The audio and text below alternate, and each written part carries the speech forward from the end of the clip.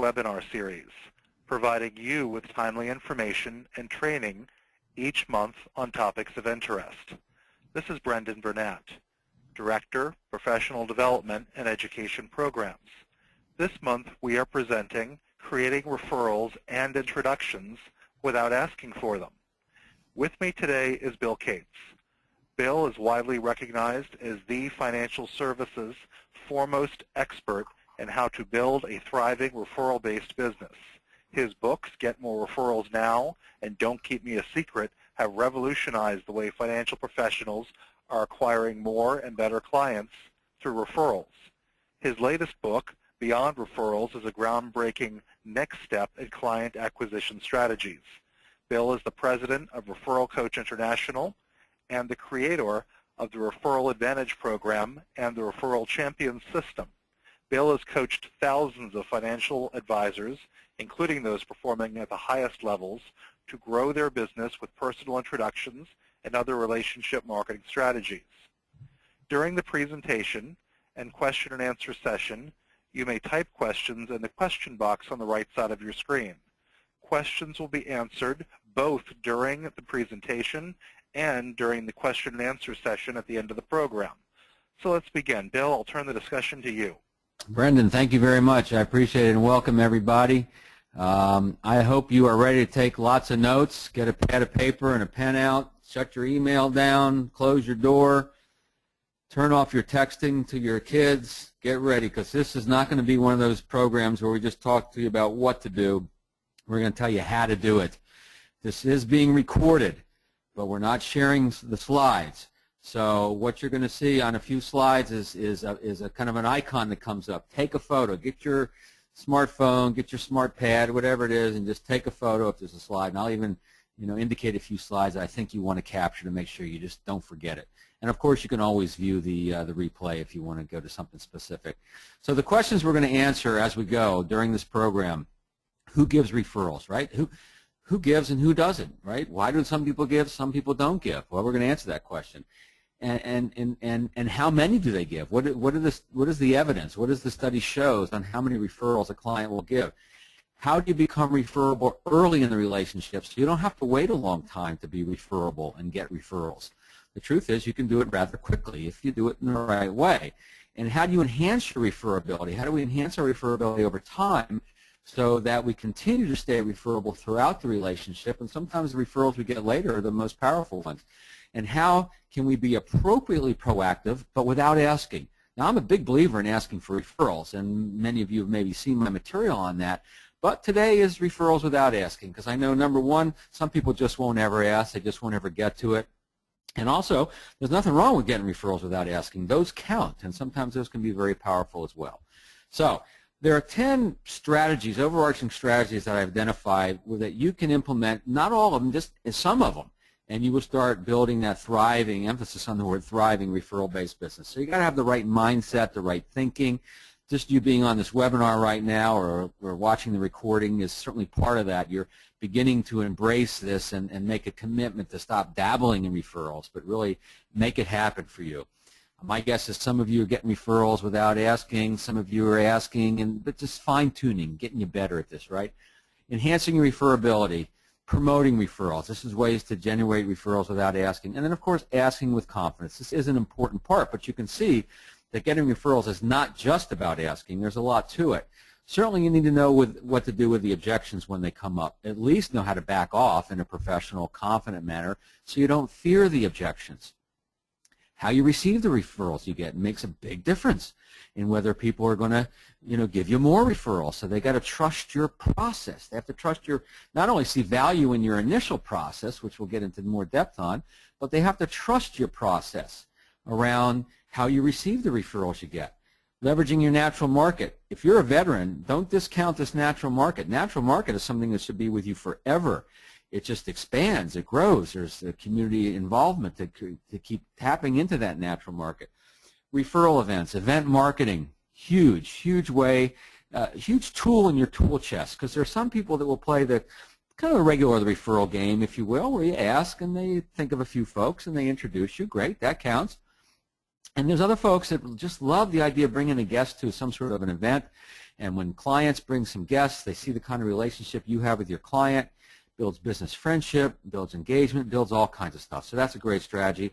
Obviously, referrals from CPAs and other centers of influence can be a very key strategy. I know a lot of people struggle with this. We've defined some very clear methodologies of how to meet people, meet CPAs and attorneys. Just one quick thing on this. If you've given an attorney or some CPAs some referrals and you're still waiting, right, please understand that CPAs were born without the reciprocity gene. No offense to CPAs, right? They're great. We need them. And they're just slower to trust. It takes a long time. Just because you give a CPA a referral doesn't mean that you're referable in their eyes. There's a lot more to it than that. And then obviously you got to contact the prospects effectively. And how you contact a prospect from a referral or a personal introduction is different than how you'd contact any other type of prospect from any type of lead source. So these are the overarching strategies, and today we have enough time to talk about enhancing your referability and then promoting referrals. These are the two main things you need to do to get referrals without asking for them. So I'm going to give you as much as I can in the short time that we have together, and then I'll tell you about a new opportunity we've created. I'm going to give something away. Somebody's going to be a lucky winner, if you will, and we'll tell you how to go deeper if you'd be inclined. I'm also going to share with you some success stories of people who are using the strategies I'm teaching to produce new clients and revenue for themselves, because I want you to see that this works. This is not pie in the sky. This is not theory. This is not just me over in my office talking about it. People are out there doing it, using it. I've been teaching it for 20 years. So Lee Miles, younger guy, a little newer in the business, he says, I'm using Bill's method and it's working. Just last week I used it at $12,000 in commissions I wouldn't have gotten otherwise. I exposed that weakness in his practice, right? And Robin Wolf, she's been in this business for like 24 years. So we got a new guy and a gal that's been at it for a while, and last month I received 12 qualified introductions, not just referrals, but introductions, and I've already set 7 appointments. So we know this works. You just have to take action. So you want growth, you want deeper client relationships, right? A lot of people see those as odds. They see that, I got to spend time on client service today, and then, tomorrow I'll spend time on prospecting. This is my prospecting time. I got to tell you, these two things are inextricably linked. How you serve your clients, how you work your book, if you will, the relationships you create, that's what creates growth. That's the engine of your growth. That's the engine of your growth to meet the people you want to meet and all the benefits that come from that. So who gives referrals? Well, here's a fascinating study done by Julie Littlechild of Advisor Impact. And I just saw the 2014 stats just came out a few days ago, and they're very similar to this. So I want you to focus on the blue line, satisfied clients. Everybody talks about, we want satisfied clients. Well, sure we do, because there's a high loyalty level with satisfied clients, but a very low correlation to giving referrals. Only 20% of satisfied clients gave referrals over the preceding 12 months. So what does it take to get referrals? Engaged clients, tremendous loyalty, and tremendous referability. 98% gave referrals over the preceding 12 months. Who gives referrals? Engaged clients. That's the goal now. Take a photo of this, right? This is the goal, or a screenshot, right? Control whatever on your PC to capture this. These are the people who give referrals. And how many do they give? Well, the study showed that 46% gave 1 referral in the preceding 12 months, all the way down to 4% gave 5 referrals. So who gives referrals? Engaged clients. How many do they give? At least 1 per year. The problem is most financial professionals, agents, advisors, are not creating the engaged relationships, or not enough of them. So that's what this is about. Andre Duffy in Wilmington, your approach to referrals is a breath of fresh air compared to the old style methods. And I know some of you know what I'm talking about. Let me tell you how I get paid. I get paid in 2 ways. No, please don't do that. He says, not only am I getting more referrals, I'm getting the right kind of referrals. You see, Andre has learned to make this a client-centered approach, making it about the clients, making it about the value. And you'll see how we pull that value, how we deliver it, and how we pull it out from them to create that referability. All right, so the goal is cultivating engaged clients. Here's my client engagement hierarchy. This is the hierarchy of the types of folks we want to bring in. or how we do it, I should say. It all starts with value. You have to have a robust initial process. You have to have good questions, high-value questions that you ask to get people in thinking in ways they haven't thought before. And I'll give you a few examples. Right? It's all the value, and this is what creates engagement early. And I'm sure you've received referrals early. Why? Because they felt engaged with your value and with you. Now, responsive service is important, but this is no longer a distinguishing factor in this business. This is assumed. Everybody believes that you should give and you will receive responsive service. If things fall through the cracks, then you're definitely not going to get referrals and probably not further business with that person. But that is not a distinguishing factor. It doesn't create engagement. Responsive service does not create engagement. We have to continue to bring value. Right? If we don't keep bringing the value, we're no longer necessary. And then ultimately we want to build those business friendships. So take a photo of this one. It's the business friendships, where we create a relationship that's gone beyond the core work that we do. That's what creates the engagement. And I'm going to share with you how to do that. Right? This is the hierarchy. So you got to have great value. You got to keep bringing the value, and then you got to build those relationships that go beyond just the value. Right? So how do you become referable? How do you become engaged as soon as you can? And Brendan, after I finish this little section, hopefully I'll pause and we'll see if any questions have come in. So how do you become engaged? Well, I mentioned this. You've got to have a process that brings so much value they want to share it with others. Have you ever been with a prospect, you're asking them questions, you're teaching, you're describing, all this, and somewhere along the line they said, you know, I wonder if my sister and brother-in-law should be talking to you. Or I wonder if my parents should talk to you. Or I wonder if my children are old enough to talk to you.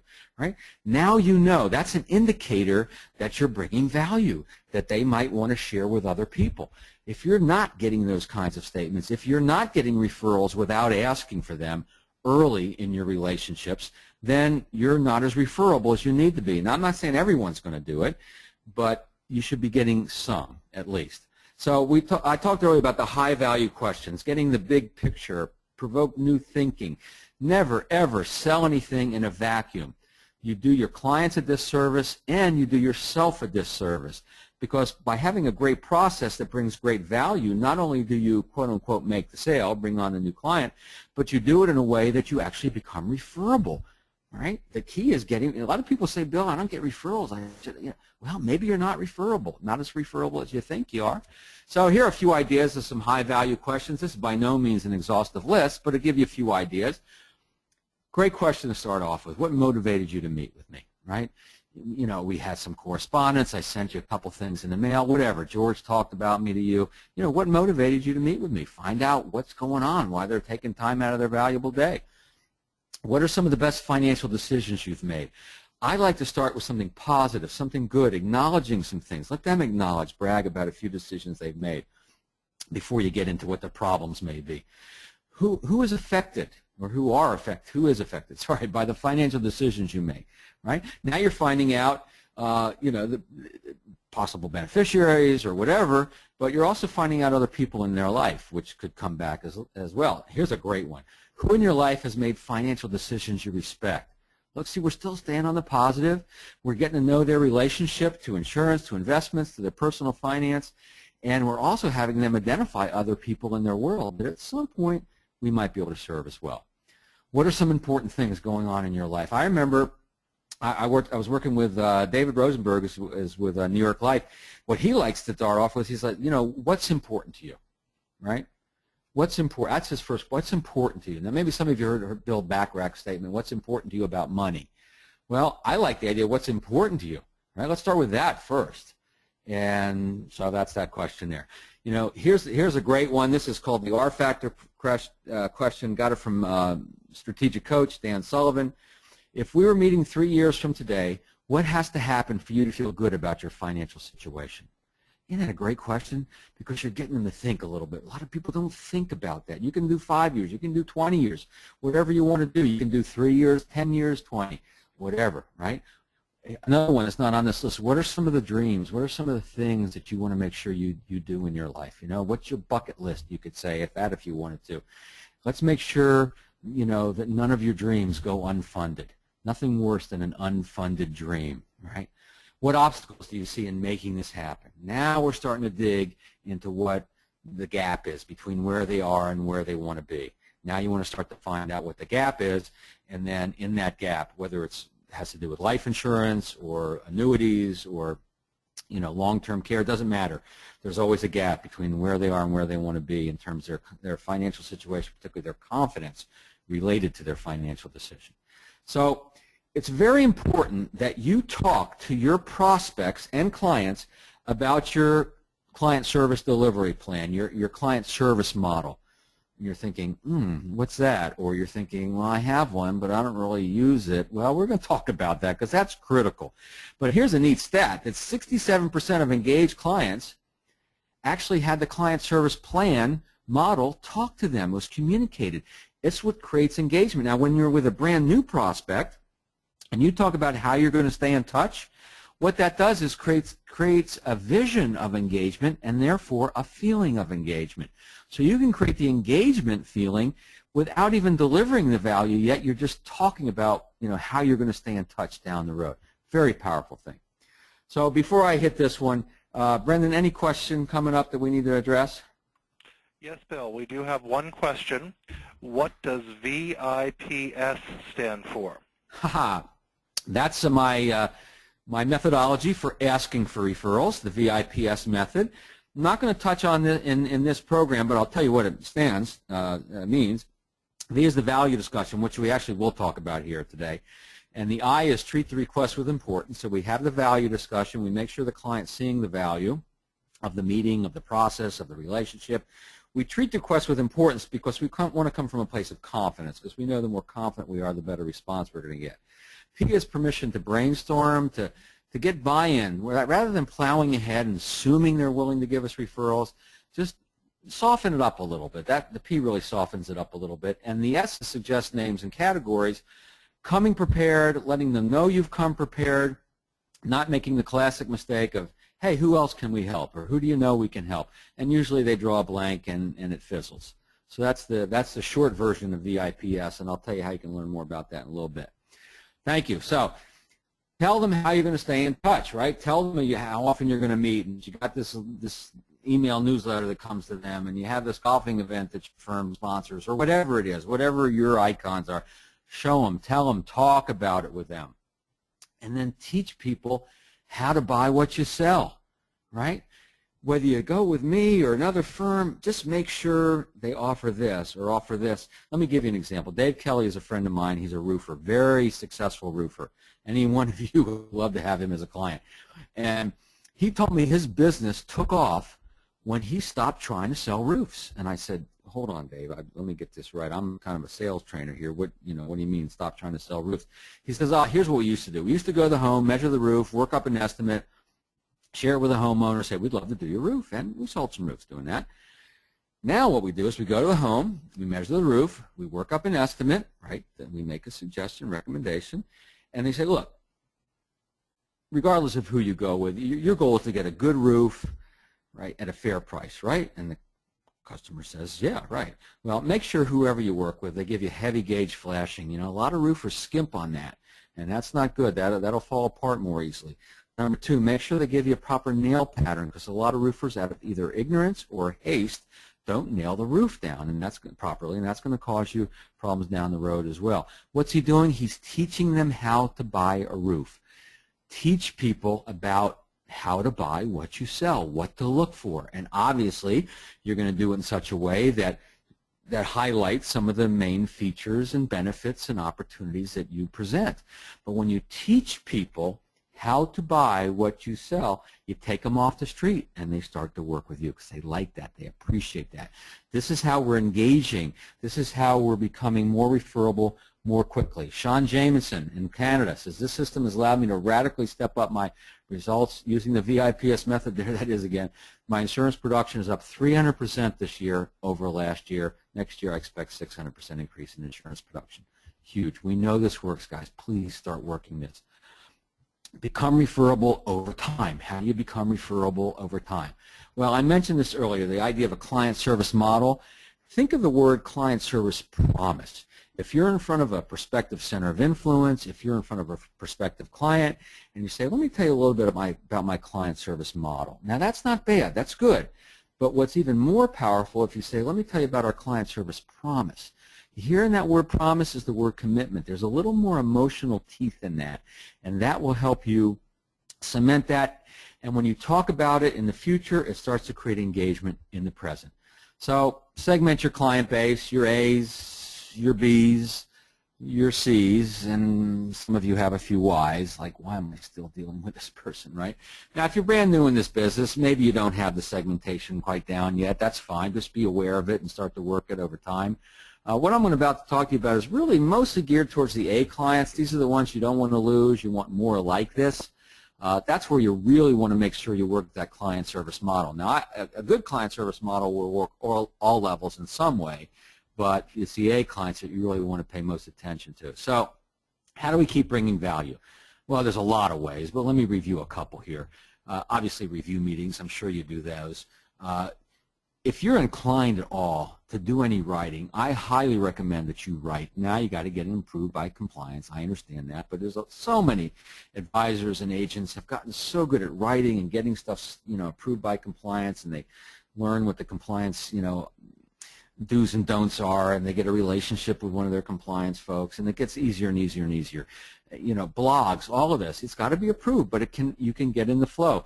Now, if you send something to a prospect or client that your company has generated, that's fine, nothing wrong with that. But what if every now and then you send a report that you wrote, or an article that you wrote, or a white paper that you wrote?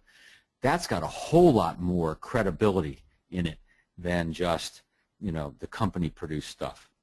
Referrals to other relevant professionals. One of the things the study revealed is that advisors and agents that have engaged relationships with their clients are givers of referrals.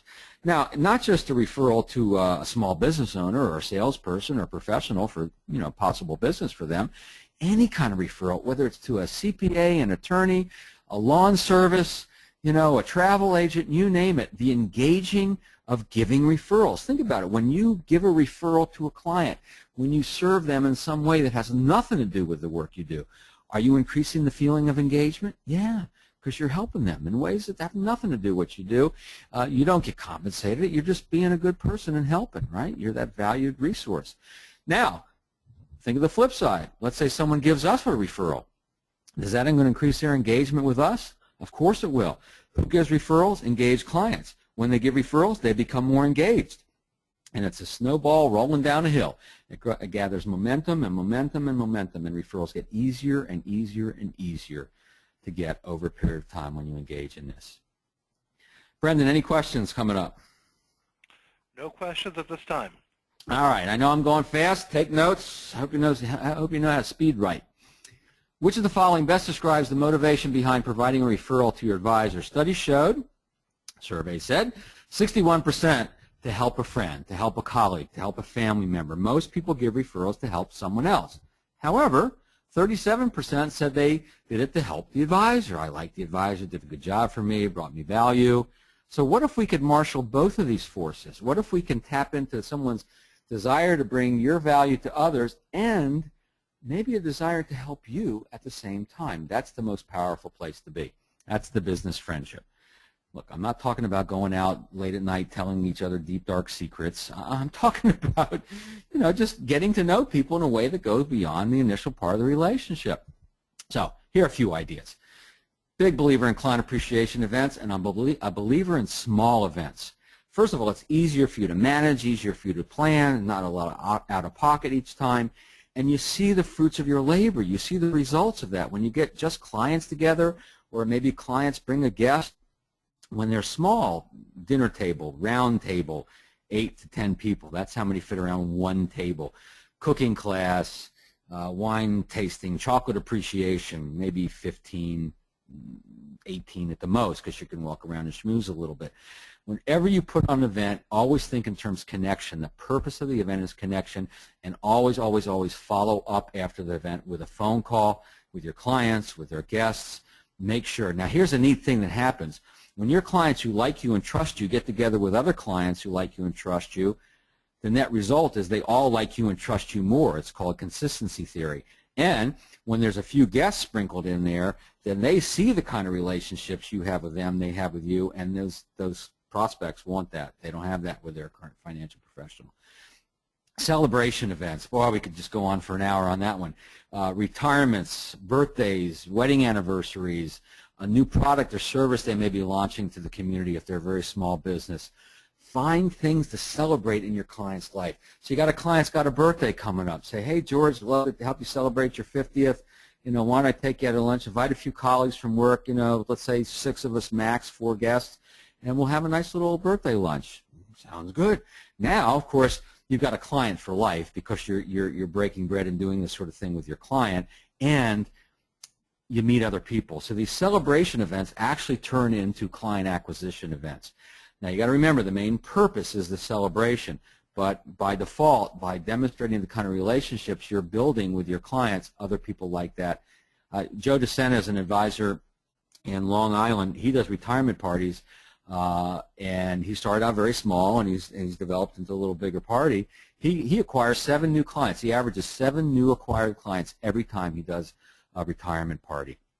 And then finally, the last bullet I just want to focus on very quickly, pay attention to what your clients say and then see if you can act on it. Or if they're talking about mom going in for hip surgery, get the date, figure out what the hospital is, put a reminder in your calendar and call them up in 2 weeks and say, how did mom's surgery go? You hear about the kids' soccer game over the weekend, big tournament coming up, please send them an email on Monday to find out how it went. Someone's going on a vacation, go online for 3 minutes and find a blog, find a website, a couple of things, shoot them over to them. It doesn't cost you a dime. Now, if you give them a little something, compliance approved, of course, then that's fine too, but sometimes you don't have to spend a dime. And if you have staff, if you have associates working with you, teach them about this. Have them on the phone. You know, what I do with my 2 employees, I have 2, both named Jennifer, and it gets confusing, but when I'm with them and they're on a phone call with someone, with a client, I'll always say, well, not always say, but often I'll say, you know, by the way, did they say anything that we can follow up on? Did they say anything we can follow up on? And sometimes I send books and all kinds of neat stuff. And what does it do? It creates a sense of engagement. Who gives referrals? Engaged clients. Are you creating a sense of engagement? Your client service promise will ensure you run a proactive business versus a reactive business. And just by me saying those words, you know exactly what I'm talking about. Are you running a proactive business or a reactive business? So have a client service promise, client service model that drives your behavior. How often and for what reason you'll be in touch with clients, particularly your A clients. Use it, put it into place, just don't have it written down. Implement as best you can, and then talk about it. Talk about it with prospects. Talk about it with clients. Let them know, here's our client service promise. Here's how we'll be staying in touch. And that creates a sense of engagement early and keeps the engagement going throughout the relationship. So before I get to this interesting stat, Brendan, any questions? No, we're rolling right along with no questions. All right. Well, don't hold back, guys and gals. So the combined power of value discussion and being proactive. So Julie's study revealed that 40% of clients who provided a referral in the last 12 months said they were asked for a referral by their advisor. Well, that's a pretty good number, actually. So we know we can ask, and some people will do it. Not everybody, but 40% is not a bad number. You could probably do a little better, but it's not bad. 72% of clients who provided a referral in the last 12 months said they were asked for feedback. Asked for feedback, right? Not just asked for referral, but asked for feedback. That's so important. And that's the V in value discussion. The first year after learning Bill's system, I doubled my revenue. Following year increased another 40%, right? So we know this works. This is the value discussion. Solicit feedback on your relationship. And it doesn't necessarily have to be the relationship, as you'll see as we go. So first of all, the value discussion will reveal any problems.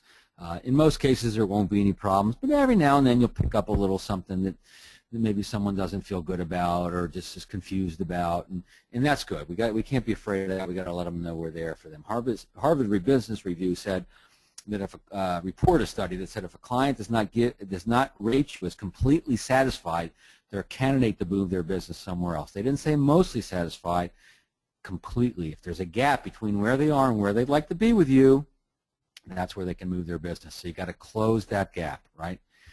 You do that by checking in. You can turn unhappy clients into advocates. I think you know that a relationship that's had a problem that's been handled well is a stronger relationship than one that's never had a problem. So when you're willing to just see if something's not working, if you have an assistant, detects a disgruntled client on the phone, check in, fix it, let them vent, whatever it takes, and you can actually create a very powerful relationship from that. And then, of course, it brings the value to life. By them talking about the value, they get in touch with it, it becomes real. I have seen so many people get referrals without even asking, just the value discussion. Now, it'll vary depending on where you are in the relationship, right? I mean, if it's a first or second meeting, we've covered a lot here this evening. What are two of the most important things we've covered so far? Could be as simple as that.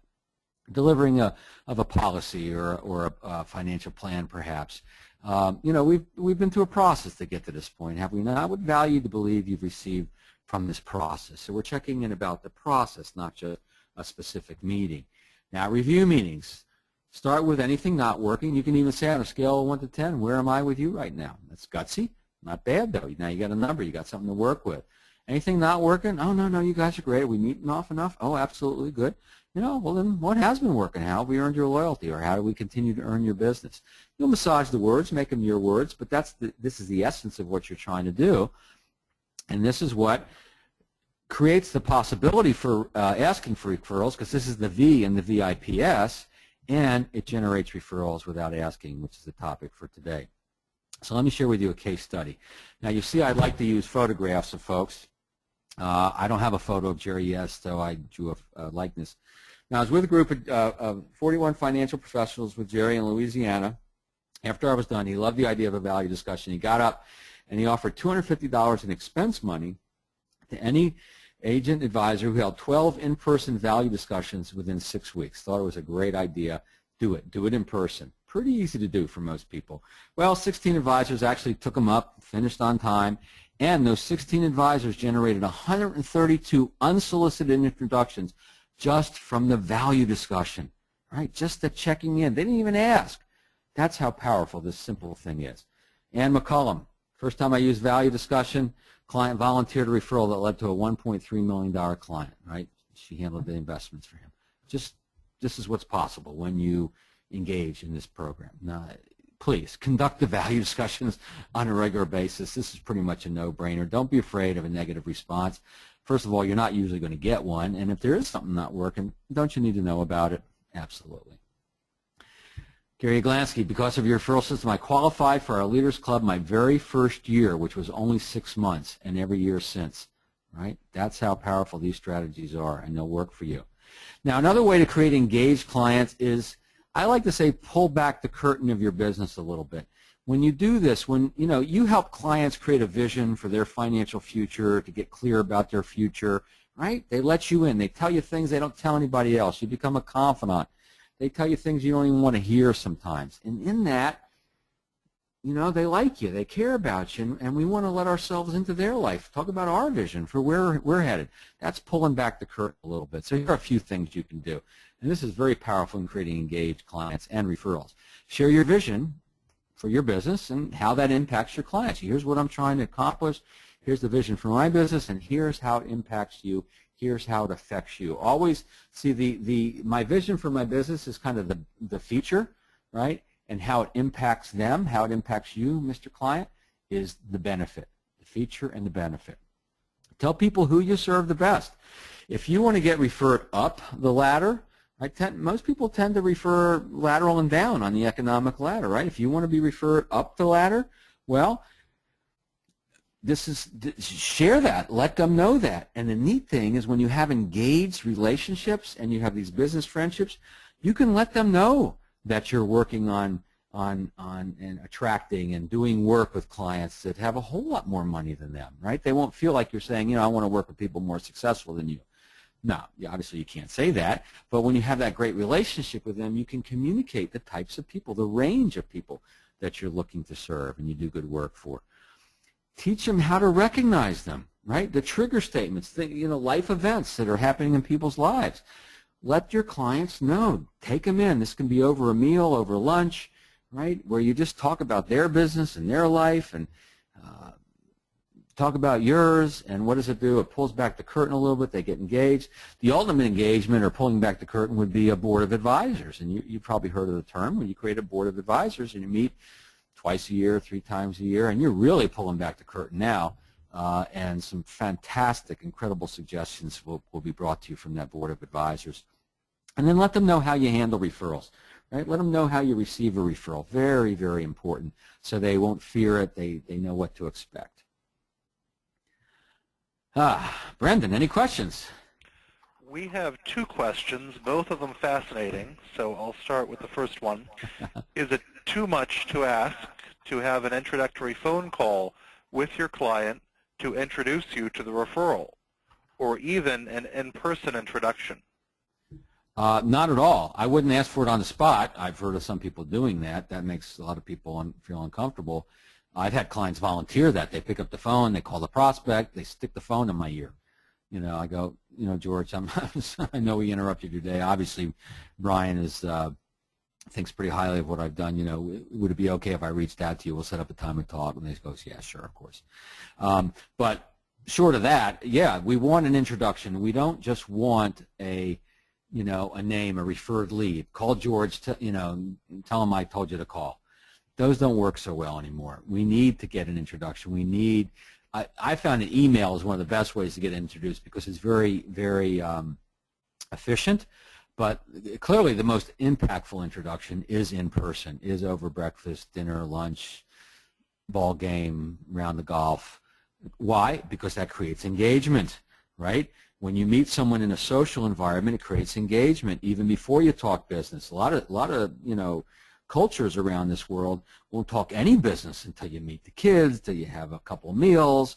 Why? You create the engagement. Then you decide, do I want to do business with this person? We don't do that in the States for the most part. We're a little more get down to business. But if you meet socially first, always a good connection.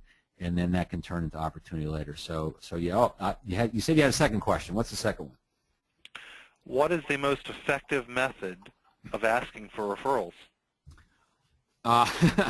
Well, the focus of this is referrals without asking. So I do want to stay on task with this and make sure that I cover all the material I have for that. But, I'll tell you what, here's what I'll do. I've got a report that details my VIPS method. So if you want to get that, I don't want to tease you and make it seem like I'm not going to give it to you. So if you just shoot me an email, it's Bill Cates, not Bill Gates, I know, we wish, Bill Cates @referralcoach.com, and just put asking for referrals or NAIFA Webinar is probably even better in the subject line. I know what to send you. I'll send you that VIPS method. And you'll get that. And if you have questions, bounce back. Ask me a question. No problem. But I want to stay on point here. So Leslie, she's doubled her referrals, and production has increased by almost 15% just from using what we're talking about right now, right here. So you got to be referable, right? And you also got to be proactive. So let's talk a little bit about some ways to be appropriately proactive. We know that a lot of clients say they're comfortable giving referrals. In this study, 84% of all the different types of clients said they were comfortable giving referrals, but look at the levels of actually giving until you get to the engaged, right? Those are the people who gave referrals. So we've got to turn the client willingness into client action, right? That's the key. It doesn't matter. Joe Winslow, been using the system for 10 years. He's leading his firm in production. Just the other day, he says, I told a client, my mission is to reach out to those who have not done this important work. You asked about how to ask for referrals. This is a great way. It's my mission to reach out to those who have not done this important work. He says my client immediately opened up and arranged for 4 introductions to high-level people. Right? It's not rocket science, folks. All right, promoting referrals, planting referral seeds. Lots of ways to do this. I'll give you a few here today. Don't keep me a secret. If you're familiar with my work at all, you know I popularized this throughout the industry. I've been teaching it for 20 years. Simple thing, goes into their unconscious. Later they're having a conversation with a friend, family member, colleague, and they're talking about retirement, they're talking about insurance, they're talking about whatever, and you come to mind, and that don't keep me a secret clicks right in. And I'm telling you, I've seen this produce referrals on the spot. I have many stories. I'll give you a couple. Nick Davidson, since I have a lot of fear around asking for referrals, can you relate? I thought I would just start adding the phrase, don't keep me a secret, on all handwritten thank you notes and saying it at the end of meetings. In just 4 weeks, I've received 10 referrals, set 10 appointments, and closed 7 of them just by saying, don't keep me a secret. I got this one not too long ago from Skip Jarvis. Opened his eyes, blah, blah, blah. I had a client the other day expressing his satisfaction with my work, right? Expressing the satisfaction, value delivered, right? And value recognized. I asked him not to keep me a secret, and he thought of someone to introduce me right on the spot without really asking, right? Value delivered, value recognized. So I'm never too busy to see if I can be a resource to friends, family, colleagues. Notice I say never too busy to see if I can be a resource. Those are the qualifying words. If you're at the point in your business where not everyone fits, then you got to be in a qualifying mode around this. You can't just assume that whoever they think of is a good match for you and you're the right match for them. And the word resource, I just love this. Whenever you contact a new prospect, present yourself as an additional resource. This allows you to be proactive but soft. You're not threatening any current relationships. You would like to present yourself as an additional resource. And then you check and you see maybe they got some holes in their plans. Maybe you replace who they're working with. Maybe you supplement who they're working with.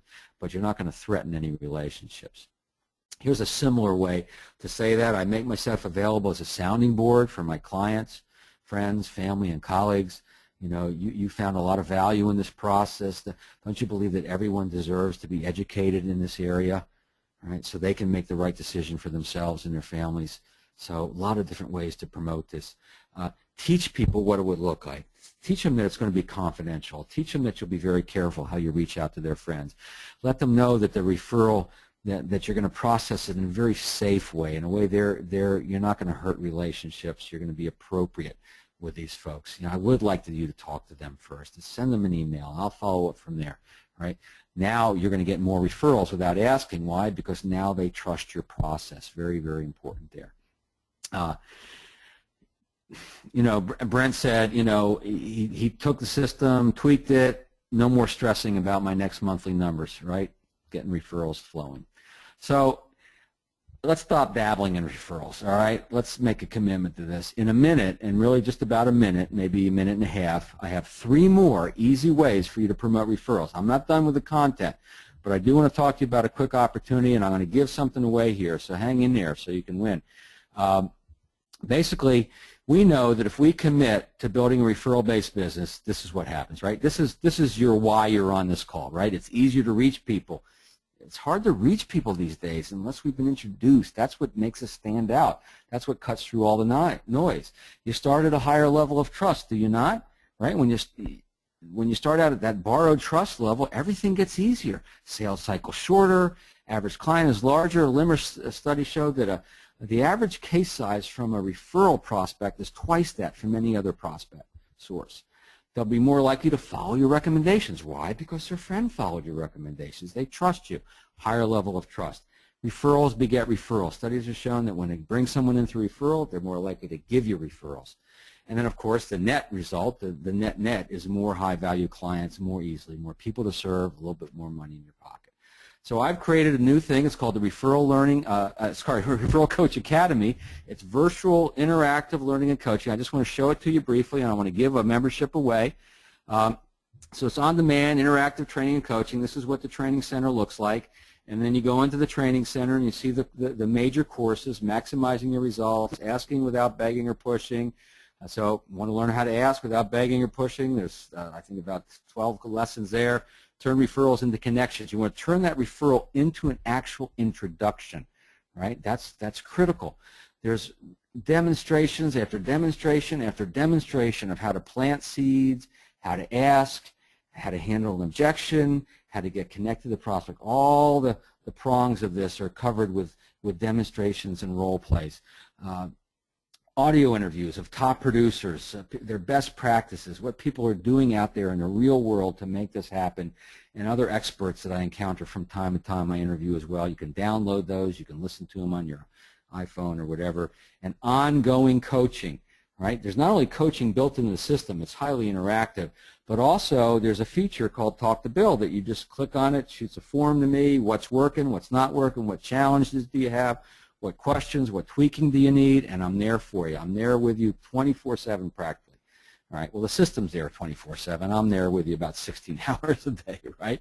So I want to give away 3 free months and to someone on this call, and it's a quiz. You got to answer questions. So a few minutes ago, I said something about when you can ask for referrals, a timing around promoting referrals, asking for referrals. And the first person to type in the right word in the question box, right, you got to submit it in the question box to Brendan, will win 3 months free access to the Referral Coach Academy, no strings attached.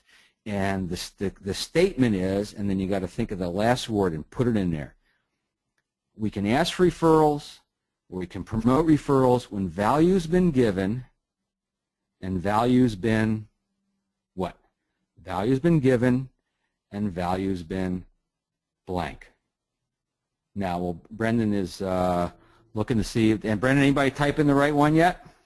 We've got some entries coming in, I'm sure. In the meantime, Bill, do you want to take a question while people are typing? Yeah, we'll do that, and then we'll have a look at the answer. Okay, let's All close right. the curtain. Do you get a gift for your client when they give you a name or when the prospect actually does business with you? Yeah, I recommend you reward the giving of referrals. So it's not about the money, right? $10 movie coupon, $15 Home Depot, whatever, something small. I like think coupons that are flat and easy to mail. Reward the giving. You know, they can't control whether that friend of theirs is going to work with you or not, but they can control the ability to talk about you to other people. And so I'm a big believer in that. Now, if a good client gives you a referral to someone and it's a big fish and they know you made some good money on it and all that, if you want to take them out to lunch or dinner or a ball game, say extra thank you, that's fine. If you're there with them, then you don't have to worry about the FINRA laws and stuff and your compliance laws around that or rules. But yeah, thank the giving, reward the giving is my philosophy. All right, we do have a number of answers to the questions, so we're going to start with the very first answer we received, and that is when they are engaged. Is that correct, Bill? Well, it's not what I was looking for, but I'll accept that because I use that word a lot. But let me just play a little excerpt from Referral Coach Academy. You'll see the cool interactive nature of this, and you'll hear the answer on this, and then we'll get back into promoting referrals and asking for referrals. So let me switch a Rooney here and flip to that. So now we're live at the center, and you'll see what this looks like. And we're going to go into asking for referrals without pushing and begging. And you see the course. Do you work hard to serve your clients? Yes, we do. We're going to shut you up for a second, and then we're going to turn this guy on. Virtual Bill here. Welcome to Chapter 2. Without question, the most important part of my system stems from what I call the value discussion.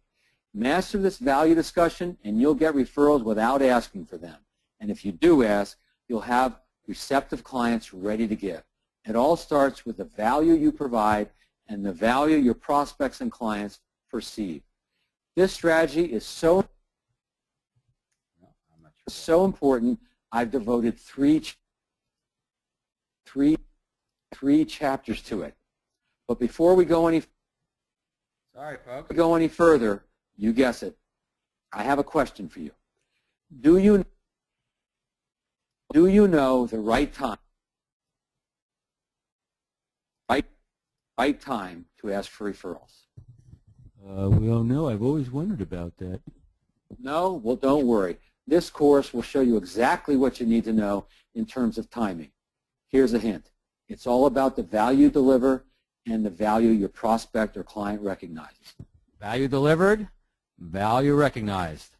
That's the answer, but I'm going to accept engaged. And so who is the winner?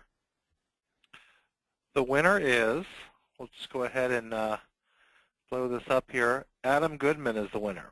All right, Adam. So Brendan has your email address because you registered for this. He'll shoot it over to me, and I'll tell you how to get going on this. And you're going to love it, love it, love it, love it.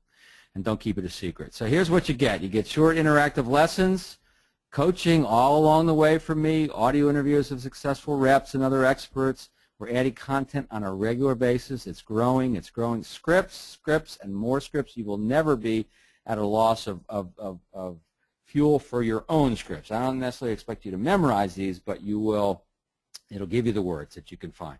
60-day action plan, so you know exactly where to proceed with this, the Talk to Bill feature, and the most important thing is you're going to be able to produce results right away. We've already shown you how some of these things produce results literally, you know, without even asking. Just don't keep me a secret, value discussion, boom, boom, boom, right? So look, the course, this is what he won. The course is usually $97, but for everybody else, we're going to give you a deal, all right? So $97 for the first month, and then only $19 a month after that. If you believe that you can learn from me, then I know you will find this very helpful. For the first 100 people that sign up, you're going to save the $200 on the course, and you're going to get the scripts book. Right? Usually sells for $197 on our website, but it's yours free. And all you got to do is go to referralwebinar.com. You can do it now. You can wait till this one's over. Referralwebinar.com, and you got to make sure you put the promo code in, RCA200. What'll happen is when you put that in, it'll zero out. It'll not zero out, but it'll deduct $200 from the $297, bringing the first month to $97. I mean, look, do the math. How many new clients to recoup your investment? A third of a client, a tenth of a client, right? Cancel anytime. Keep the scripts book. Just go to referralwebinar.com, put in the promo code RCI200 when you sign up, and boom. You know, Robert Cucchiero says, this week I got 7 new high-quality referrals, just working this process. I got to tell you this one. This is really quick because it's funny. Chris Wren, Brisbane, Australia, member of the Academy, he says, getting immediate results. He says, the system is a cracker. And I'm going, oh, what the heck does that mean? Well, I found out that it means it's really good. That's Australian for really good, right?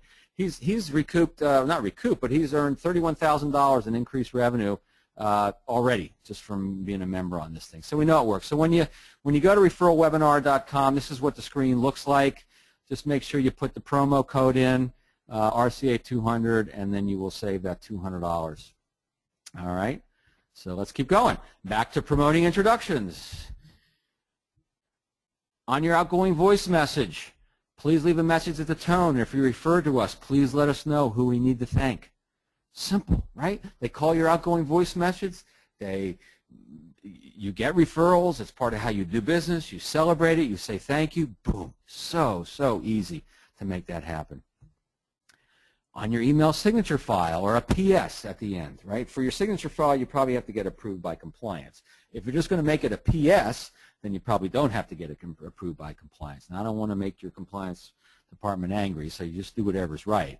But these are some great ways to generate referrals, again, without asking. Getting referrals is not just about asking. I mean, that's an important part. Don't get me wrong. It's a big part of what we teach, but you can do it without asking. And then if you do all these things, then when you do ask, man, you have a much more receptive opportunity. You know, encourage people, you know, to talk about you in social media. Now, you can't post any testimonials yourself on your LinkedIn site, but clients can say whatever they want about you, and hopefully it's going to be good stuff. And if you know a client's active in, you know, in Facebook or whatever, hey, glad to see the value here, you know. I know you're active in, you know, Facebook.